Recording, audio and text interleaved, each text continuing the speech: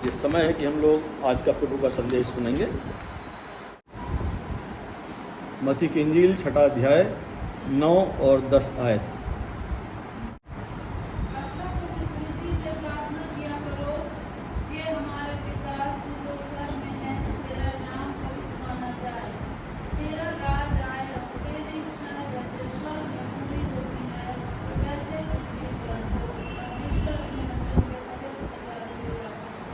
हम प्रार्थना करेंगे।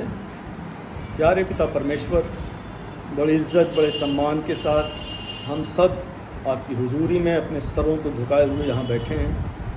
आपसे प्रार्थना है प्यारे पिता परमेश्वर, मुझे अपने हाथों में लें और इस्तेमाल करें, ताकि जो वचन आज आप अपने लोगों तक मेरे माध्यम से पहुँचाना चाहते हैं उस काम को मैं बखूबी अंजाम दे सकूँ।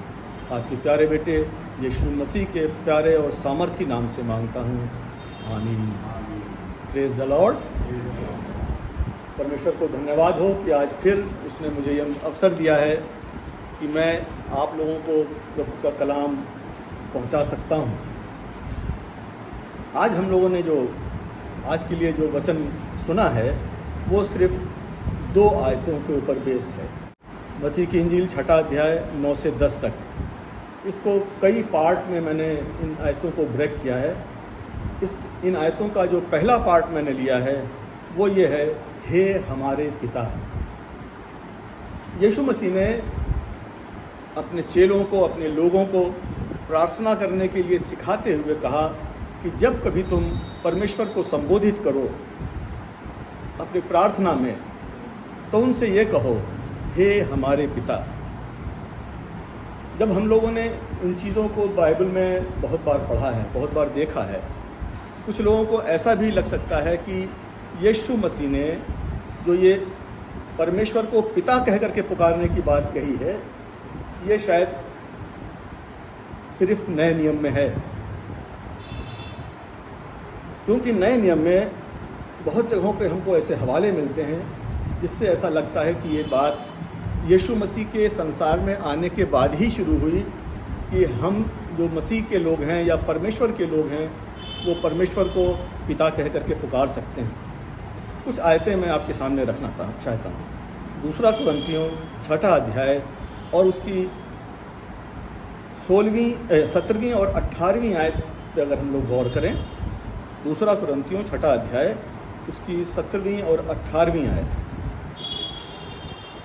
मैं आपके लिए पढ़ सकता हूँ। इसलिए प्रभु कहता है कि उनके बीच से निकलो और अलग रहो और अशुद्ध वस्तु को मत छुओ, तो मैं तुम्हें ग्रहण करूँगा और तुम्हारा पिता होऊंगा और तुम मेरे बेटे और बेटियां होगे। ये कुरिन्थियों को जब पौलुस रसूल पत्री लिख रहे थे तो उसमें उन्होंने इन बातों को कहा, इन बातों को बताया उन्होंने। दूसरा हवाला मैं आपके सामने गलतियों की पुस्तक 3 अध्याय और उसकी 26वीं आयत को रखते हुए रखना चाहता हूँ। वो इस तरह से लिखा हुआ है, क्योंकि तुम सब उस पर विश्वास करने के द्वारा मसीह यीशु पर है, परमेश्वर की संतान हो। एक और जगह से हम आपके सामने रखना चाहते हैं। यूहन्ना की इंजील 1 अध्याय और उसकी 12वीं आयत।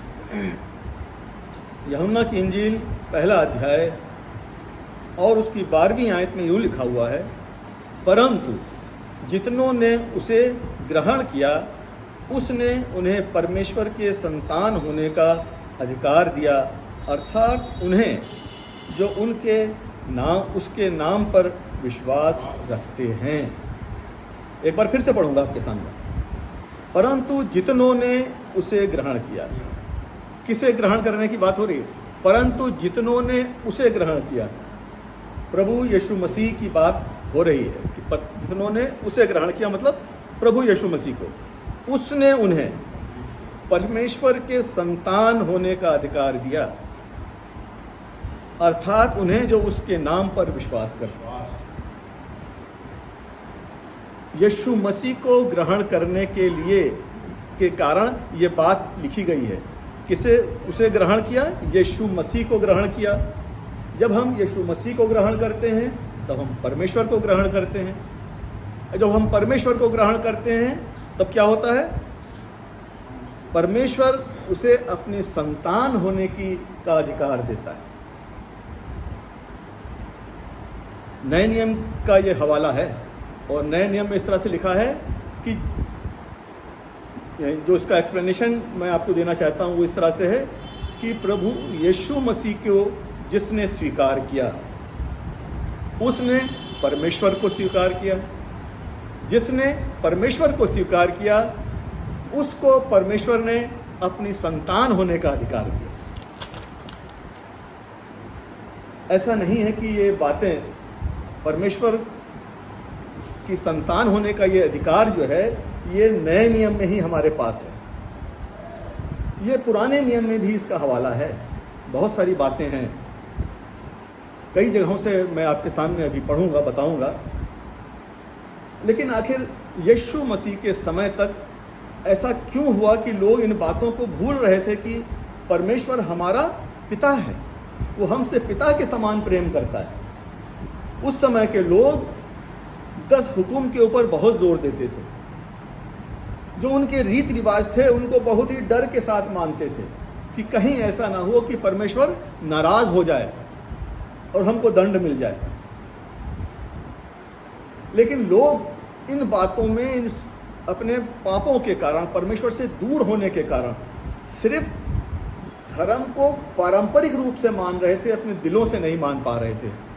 और यही कारण था कि जो ये मूल बातें थीं, जो परमेश्वर का प्रेम था, उसको वो नहीं समझ पा रहे थे, परमेश्वर से दूर होते चले जा रहे थे।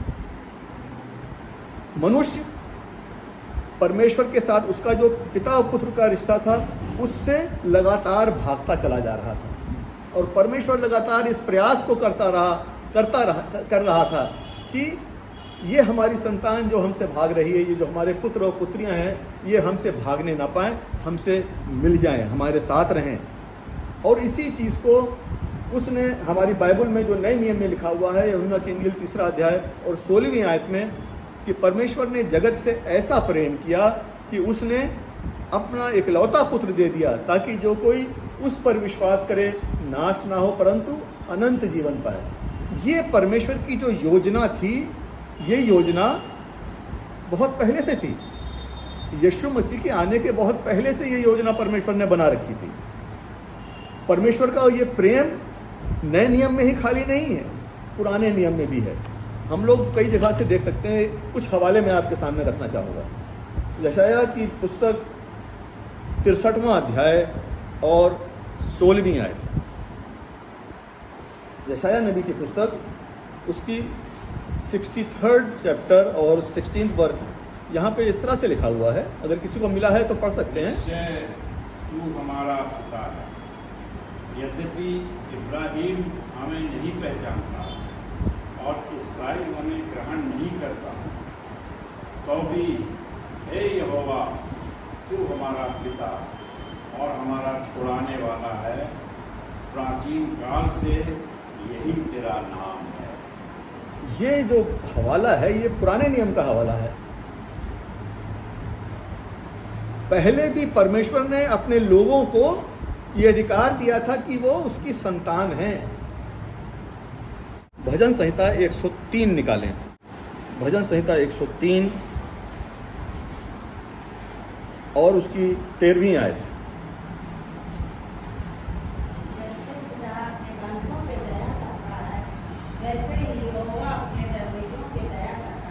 जैसे पिता अपने बालकों पर दया करता है, वैसे ही यहोवा अपने डरवैयों पे दया करता है। जो उसकी संतानें हैं, जो उसके लोग हैं, जो उसकी हुजूरी में चलते हैं, जो परमेश्वर से डरते हुए अपना जीवन बिताते हैं, उनको वो पिता की तरह से प्रेम करता है।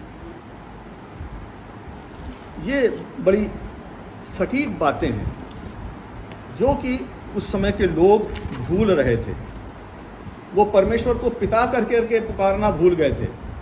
और यीशु मसीह उनको ये याद दिलाता है और कहता है कि जब तुम उन्हें पुकारो पिता को, तो उससे कहो हे हमारे पिता।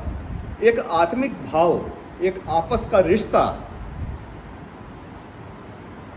उसको कायम करो और फिर आगे की बात अपने परमेश्वर से कहो। आगे जो उसका जो एक दूसरा टुकड़ा मैंने उस आयत से लिया है वो ये है, तू जो स्वर्ग में है। हम सब जानते हैं कि हमारा परमेश्वर यहोवा जो है वो स्वर्ग में है, और हमारा भी ये संसार सदा का घर नहीं है। हमको भी इस संसार को छोड़ करके उस जगह पे जाना है जहाँ पे हमारा परमेश्वर रहता है, मतलब स्वर्ग देश को जाना है। यीशु मसीह ने कहा था अपने जाने से पहले कि मेरे पिता के पास रहने के बहुत से स्थान हैं, ना होते तो मैं तुमसे कह देता। मैं जाता हूँ कि तुम्हारे लिए जगह तैयार करूँ, ताकि जहाँ मैं रहूँ वहाँ तुम भी रहो। वो स्थान जो स्वर्ग कहलाता है वहाँ पे परमेश्वर रहता है, और हम सबको भी उस स्थान पे जाना है। ये हमारा घर जो है, जो हमारा इस सांसारिक घर है, वो सांसारिक घर हमारा सदा का घर नहीं है। तो परमेश्वर को संबोधित करना है कि हे पिता, तू जो स्वर्ग में है, तेरा नाम पवित्र माना जाए। क्या परमेश्वर का नाम पवित्र नहीं माना जाता है? ये प्रार्थना क्यों? परमेश्वर का नाम, क्योंकि हम लोग ये प्रार्थना सांसारिक लोगों को वो सिखा रहा था, इस संसार के लोगों को बता रहा था कि ऐसे प्रार्थना करो। तो इस संसार में परमेश्वर का नाम पवित्र नहीं माना जाता है। लोग उसके नाम को पवित्र नहीं मानते, उसकी पवित्रता को नहीं बरकरार रखते, उसकी पवित्रता के हिसाब से अपने जीवन को नहीं चलाते हैं। इसलिए ये ज़रूरी है कि जब हम अपने परमेश्वर से प्रार्थना करें तो उससे ये कहें कि तेरा नाम इस संसार में यहाँ पर पवित्र माना जाए। स्वर्ग में तो पवित्र है ही, बाकी जगहों पे तो पवित्र है ही, लेकिन दिक्कत सिर्फ इस संसार की है। इसलिए इस संसार में तेरा नाम पवित्र माना जाए। आगे का एक टुकड़ा और है, तेरा राज्य आए। कहाँ पे आए तेरा राज्य? वहीं जहाँ पर के लिए हमने प्रार्थना की है कि तेरा नाम पवित्र माना जाए। इस संसार में तेरा राज्य है।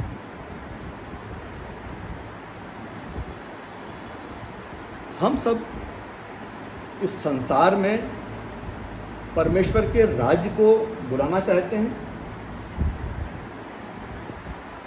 अभी हमने आपसे कहा कि ये संसार का घर हमारा अल्टीमेट घर नहीं है, ये अस्थायी घर है।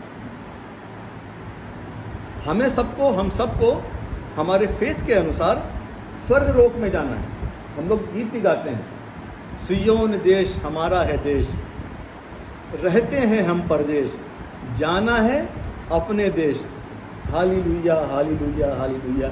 इस तरह से हम लोग गीत गाते हैं। तो हमको इस संसार में, जब हम सांसारिक रूप से प्रार्थना कर रहे हैं, तो हम किस लिए कह रहे हैं कि तेरा राज्य आए। स्वर्ग लोक में तो उसका राज्य है ही, इस संसार में हम उसके राज्य को बुला रहे हैं, जबकि यहाँ पे तो शैतान का राज्य है।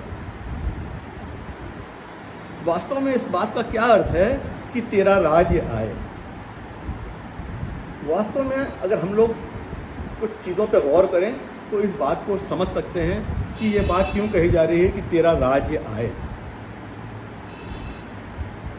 पहली बात, इस संसार में चूंकि शैतान का राज्य है, तो पूरे संसार में परमेश्वर के राज्य के आने की बात यहाँ नहीं हो रही है। यहाँ पे बात हो रही है कि हमारे रिश्तों में परमेश्वर का राज्य आए। जो पति और पत्नी हैं, उनके रिश्तों में परमेश्वर का राज्य हो।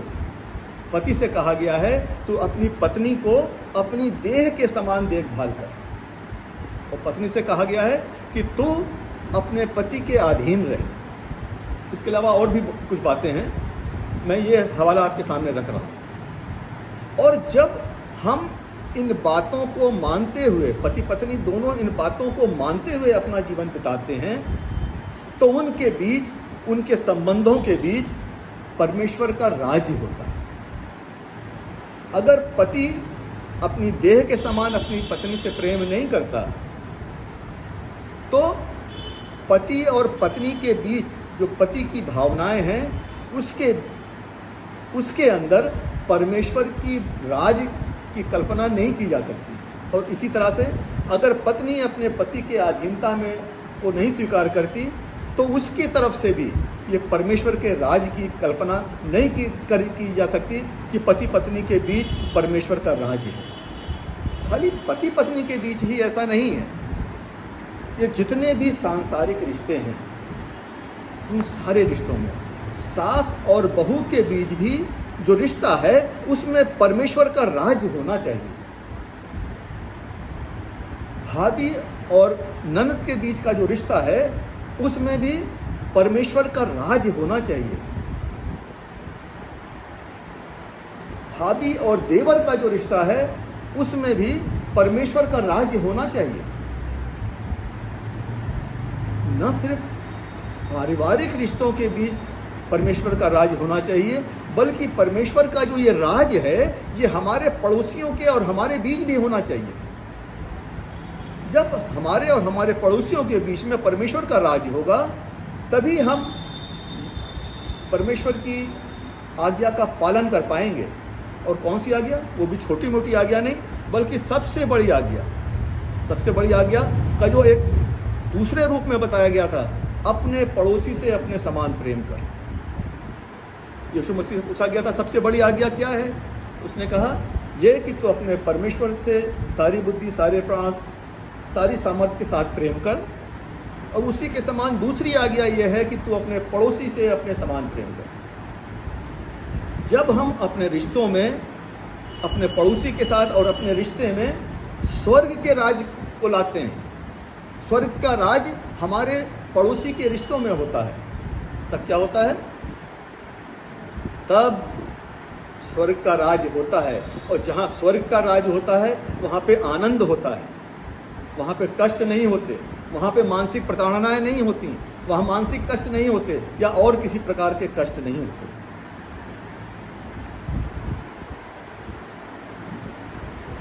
ये जो संबंध हैं, ये जो स्वर्ग का राज है, जो रिश्तों में है, ये मालिक और नौकर के बीच भी स्वर्ग का राज होना चाहिए।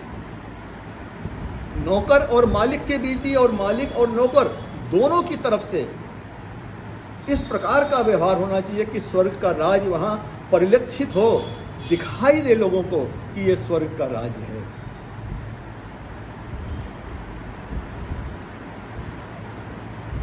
हम सबको लगातार इस बात का प्रयास करते रहना चाहिए।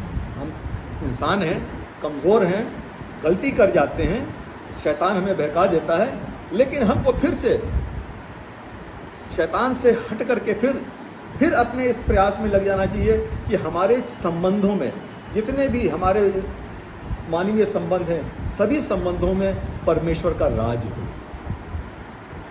दूसरी बात, और कहाँ पे हमारा परमेश्वर का राज होना चाहिए, वो है हमारी कमाई में परमेश्वर का राज होना चाहिए।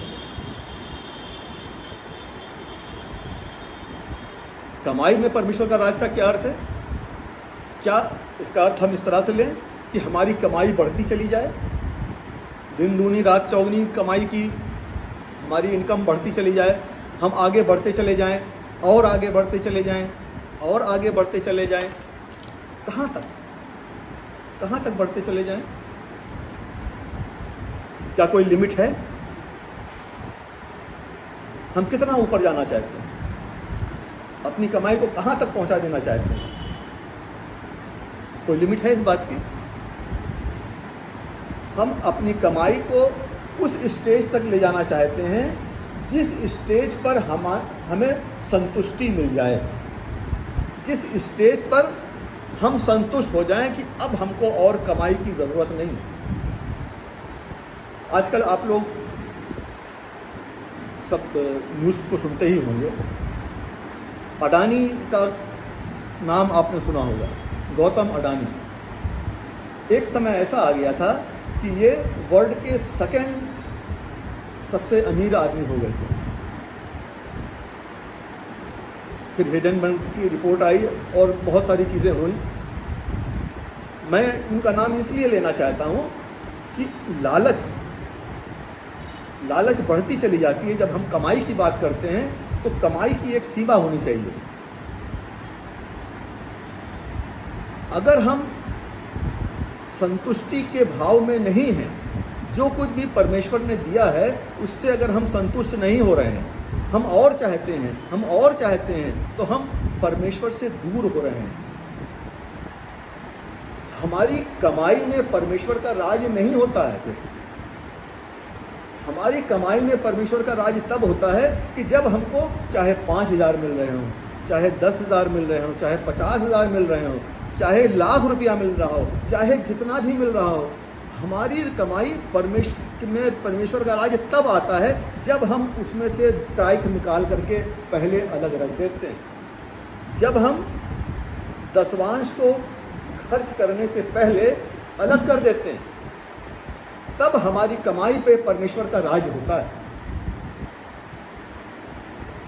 बहुत से लोगों को मैंने देखा है कि बहुत कम सैलरी पाते हैं। जहाँ मैं नौकरी करता था वहाँ पे डेली वेजर हुआ करते थे, उनको महीने में 5,000 रुपया मिलता था, बाद में 6,000 हुआ, और उससे पहले 4,000 या 3,000 रुपया मिला करता था, और उनका पूरा परिवार होता था। वो सुबह 9 बजे आ जाते थे और शाम को 7-8 बजे तक कहीं जाया करते थे। लेकिन उनमें से मैंने बहुतों को देखा कि बड़े प्रसन्नचित्त और बड़े खुश रहते हैं। पूछा क्या हाल है? बढ़िया है। बड़े मतलब एक तो आदमी फॉर्मेलिटी में कहता है ठीक है, लेकिन वो प्रसन्नचित्त मुद्रा में कहते थे बढ़िया है। जब हम अपनी कमाई का 10वां हिस्सा परमेश्वर के नाम पे निकाल देते हैं, तब हमारी ज़रूरतें किस तरह से पूरी होती हैं ये हम भी नहीं जानते। लड़की की शादी है या लड़के की शादी है, कोई किसी की बीमारी है, कोई कष्ट है, मकान बनाना है, नौकरी में किसी बच्चे को लेके जाना है, हायर एजुकेशन में जाना है, और वो चीज़ें कैसे पूरी हो जाती हैं हम जान नहीं पाते। और हमारी ये गवाही होती है, बहुतों की गवाही है कि हमको तो पता भी नहीं कि ये चीज़ें कैसे इंतज़ाम हो गई और कैसे ये चीज़ें हो गई। ये तभी होता है जब हम हमारी कमाई में परमेश्वर का राज्य होता है। परमेश्वर का राज तब होता है जब हम परमेश्वर के नाम के लिए धन्यवाद करते हुए अपनी उस कमाई में से कुछ हिस्सा निकालते हैं। हमारी इच्छाएं तो कभी पूरी नहीं होंगी। गौतम अडानी की भी आज तक पूरी नहीं हुई, या जो वर्ल्ड का सबसे अमीर आदमी है उसकी भी सारी इच्छाएं पूरी नहीं हो सकती हैं। लेकिन उन्हीं में से जो कुछ भी परमेश्वर ने हमको दिया है उसी में से थोड़ा दिया है तो थोड़ा, ज़्यादा दिया है तो ज़्यादा में से हमको परमेश्वर के नाम को धन्यवाद करते हुए एक हिस्से को अलग कर देना है। तब हमारी कमाई में भी परमेश्वर का राज होगा और तब हम प्रसन्न होंगे, तब हमारी आर्थिक समस्याएं नहीं रहेंगी। और हम जब जब परेशानियों में आएंगे तो परमेश्वर कोई ना कोई व्यवस्था इस तरह से निकाल देगा कि हम गवाही देंगे, पता नहीं कैसे ये सब चीज़ें हमारे जीवन में होती चली जाती हैं। इसलिए हमें परमेश्वर से इस बात की प्रार्थना करनी चाहिए कि परमेश्वर का राज्य हमारे कमाई के ऊपर भी हो, हमारी कमाई में उसका राज्य रहे। आगे का एक पोर्शन और जो है इस नायत का वो इस तरह से लिखा हुआ है, तेरी इच्छा जैसे स्वर्ग में पूरी होती है वैसे पृथ्वी पर भी। हम सब जानते हैं कि परमेश्वर की इच्छा स्वर्ग में पूरी होती है, पृथ्वी पर उसकी इच्छा पूरी नहीं होती, क्योंकि वो चाहता है कि हम सब लोग, संसार के सारे लोग शैतान के चुंगल से छुड़ा लिए जाएं, बचा लिए जाएं। लेकिन ये हो नहीं पाता है। ये हमारी प्रार्थना तभी सफल हो सकती है कि तेरी इच्छा जैसे स्वर्ग में पूरी होती है जब हम परमेश्वर की इच्छा को अपने जीवनों में लागू करते हैं। खाली प्रार्थना करने से काम नहीं बनता, हमको परमेश्वर की इच्छा को अपने जीवनों में लागू करना है। परमेश्वर की इच्छा को, परमेश्वर के राज्य को अपने रिलेशंस में लागू करना है। पति पत्नी के बीच, सास ससुर के बीच, फलाने ढिमकाने जितने सारे रिश्ते हैं, उन सारे रिश्तों के बीच, अपने पड़ोसियों के बीच, दोस्तों के बीच, वर्क प्लेस पे जो रिश्ते हैं, सारे रिश्तों में हमको क्या करना है? परमेश्वर के राज्य को लेकर के आना है। तब परमेश्वर की इच्छा हम पूरी करते हैं। जब हम अपनी कमाई के ऊपर परमेश्वर के राज्य को लेकर के आते हैं, अपनी कमाई में परमेश्वर के राज्य को रखते हैं, तब हम परमेश्वर की इच्छा को पूरी करते हैं। तो जब हम ऐसा करते हैं तब हमारी इस प्रार्थना का अर्थ है कि तू जो स्वर्ग में है, तेरा नाम पवित्र माना जाए, तेरा राज आए, तेरी इच्छा जैसे स्वर्ग में पूरी होती है वैसे पृथ्वी पर भी हो। अगर हम परमेश्वर की इच्छा को पूरी नहीं करेंगे, सिर्फ दुआ ही करेंगे, तो इस प्रार्थना का क्या मतलब है? कोई मतलब नहीं। हमारी ये प्रार्थना तब सफल है जब हम अपने जीवनों में परमेश्वर की इन तमाम बातों को पूरा करते हैं। जब हम अपने जीवनों में प्रेम, आनंद, संयम, शांति, धीरज, कृपा, भलाई, विश्वास, नम्रता, इन 9 गुणों को, इन 9 चीज़ों को अपने जीवन में अप्लाई करते हैं, तब हमारी ये प्रार्थना सफल हो सकती है कि तेरा राज्य आए, जैसे तेरी इच्छा स्वर्ग में पूरी होती है पृथ्वी पर भी हो। और अगर हम शैतान की बातों को अपने से दूर करते हैं, व्यभिचार नहीं करते, गंदे काम नहीं करते, लुचपन में हिस्सा नहीं लेते, मूर्ति पूजा नहीं करते, टोना नहीं करते, बैर, ईर्षा, झगड़ा, क्रोध, विरोध, फूट, विधर्म, डाह, मतवालापन, लीला क्रीड़ा जैसे और भी बहुत सारे काम हैं, अगर हम उनसे दूर रहते हैं, तब तो हमारी ये प्रार्थना जो प्रभु यीशु मसीह ने सिखाई वो सफल है। और अगर हम अपने जीवनों में इन चीज़ों को नहीं अपनाते हैं, अपने रिलेशन में परमेश्वर के राज्य को नहीं लाते, अपनी कमाई में परमेश्वर के राज्य को नहीं लेके आते, अपने चाल चलन में परमेश्वर के राज्य को नहीं लेके नहीं आते, तो हमारी प्रार्थना सफल नहीं होती। हमको परमेश्वर से की गई अपनी प्रार्थना को अपने आप ही सफल करने की पहल करनी चाहिए। आइए हम प्रार्थना करें। ओ प्यारे पिता परमेश्वर, बड़ी इज्जत, बड़े सम्मान के साथ अपने सरों को आपकी हुजूरी में झुकाए हुए हम सब यहाँ मौजूद हैं। आपसे प्रार्थना है प्यारे पिता परमेश्वर कि आपका राज्य हमारे जीवनों में आए, हमारे पारिवारिक जीवनों में आए, चाहे पति पत्नी का रिश्ता हो, माँ बाप का रिश्ता हो, बच्चों से रिश्ता हो, पड़ोसियों से रिश्ता हो, अपने अधिकारी से रिश्ता हो, अपने नौकर से रिश्ता हो, चाहे जिससे भी रिश्ता हो, पिता परमेश्वर आपका राज्य हमारे जीवनों में आए, आपका राज्य हमारी कमाई पे आए, आपका राज्य हमारे जीवनों में आए, ताकि प्यारे पिता परमेश्वर वास्तव में आपका राज्य के हम हकदार हो सकें।